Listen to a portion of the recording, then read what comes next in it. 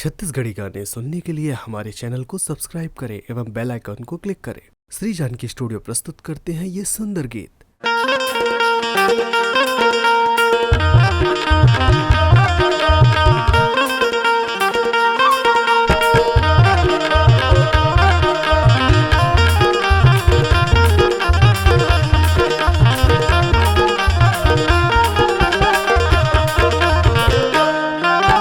करमाल की ते गवाई डरे मूला नाचेला नहीं बाने लाज लगे तुलाओ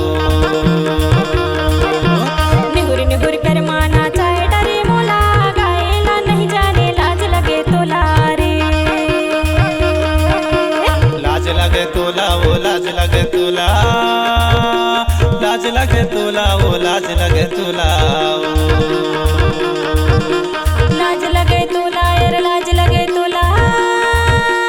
लाज लगे तोला यार लाज लगे तोला रे करमाल की ते गवाई डरे मूला नाचेला नहीं बाने लाज लगे तुलाओ निहुर निहुर कर माना चाहे डरे मोला गाएला नहीं जाने लाज लगे तोला रे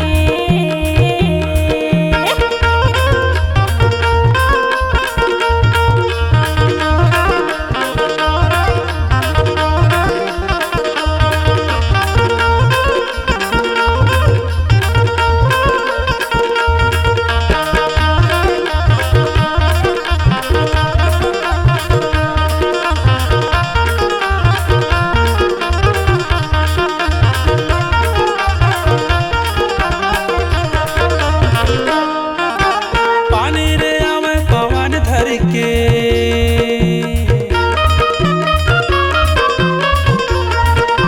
पानी रे आवे पवन धर के कर्मा नाचेला या बेहिम्मत करके नाचेला नहीं बाने लाज लगे तुलाओ कर्मा नाचेला या बेहिम्मत करके नाचेला नहीं बाने लाज लगे तुलाओ निहुर निहुर कर माना चाहे डरे मोला गाएला नहीं जाने लाज लगे तोला रे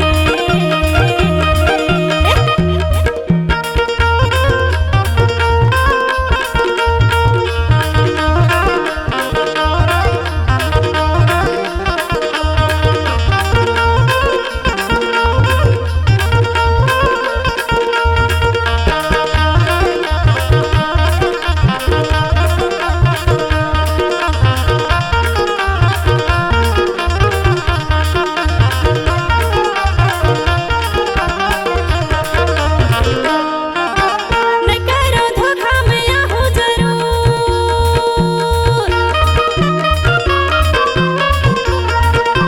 नहीं करो धोखा मैं आहूँ जरूर नाच के मैं गरमा दिखाऊं भरपूर नहीं जान सकाएला लाज लगे तोला रे कर्मा नाचेला या बेहिम्मत करके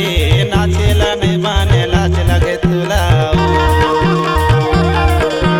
निहुर निहुर कर माना चाहे डरे मोला गाएला नहीं जाने लाज लगे तोला रे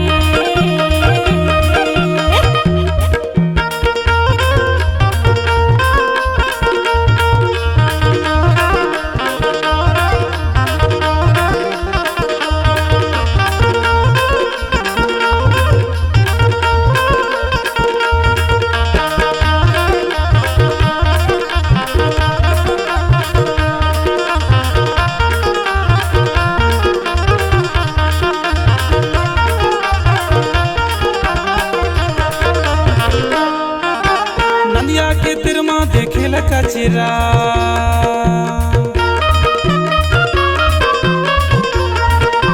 नदिया के तिरमा देखेला कचरा मोला काहे त समझ के कहतस लावेरा